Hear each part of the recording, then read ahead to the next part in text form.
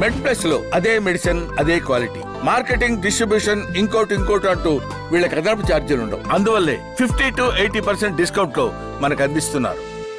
America is investing trillions of dollars on constructing AI cities.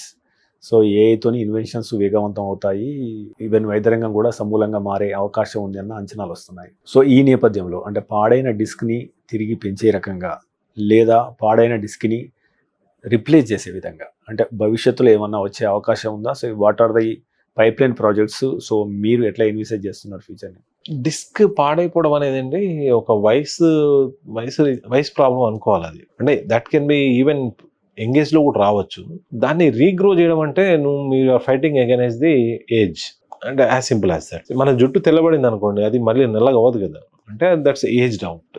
That can be కొంతమంది ఎర్లీగా ఉంటుంది, కొంతమంది లేట్గా ఉంటుంది. సో డిస్క్ కూడా అదే అండి. డిస్క్ అనేది ఏంటంటే ఇట్స్ ఏ ఏజింగ్ కాంపోనెంట్. అంటే ఒక వయసు వచ్చిన తర్వాత డిస్క్ అరిగిపోవడం అనేది కామన్. కొంతమందికి ఎర్లీగా ఈవెన్ అయితే పిల్లలు 16 yearsకి వాటికి డిస్క్ ఆపరేషన్ చేయించుకున్న వాళ్ళు కూడా ఉన్నారు. అట్లనే 60 yearsకి ఒకసారి వాళ్ళకి ఎంఆర్ఐ ఏదో రీజన్కి ఎంఆర్ఐ తీస్తే వాళ్ళ డిస్క్ హెల్దీగా ఉండొచ్చు. We don't know the reason why people have healthy disc and unhealthy disc. ఈ డిస్క్ని మళ్ళీ నార్మల్గా చేయడం అంటే రీజనరేట్ చేయడం అనేది I don't think it is possible. It is like we're fighting against the nature అన్నట్టు. And it is not possible also because disc అనేది ఏంటంటే 2 బోన్స్ మధ్యలో ఉందండి. ఇప్పుడు మనం రీజనరేట్ చేద్దాం అనుకున్నా కానీ దాన్ని అదే పొజిషన్ అయితే ఎన్ని రోజులు పెట్టలేం కదా.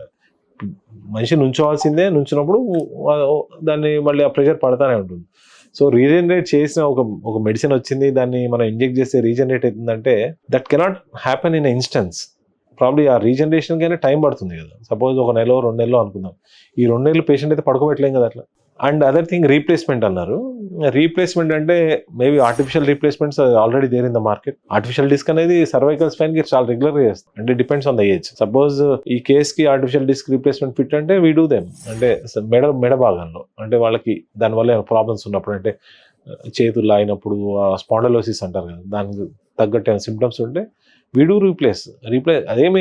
ఇదేం కొత్త లేదు మార్కెట్లో, there for long time. I mean disc replacement in మెడలో డిస్క్ రీప్లేస్మెంట్ అనేది నేను ట్రైనింగ్ ఉన్నప్పటికీ ఉంది. అంటే అప్పటికే మా బాసెస్ చేసేవాళ్ళు. అంటే ప్రాబ్లీ 3-4 decades అయ్యుండొచ్చు. నడుముకు మాత్రం కొంచెం తక్కువ అండి. అంటే చేస్తున్నారు కొంతమంది, కానీ the outcomes are not great. ఎందుకంటే ఆ సర్జరీ నడుము disc replacement is not a simple process, it's a complicated process.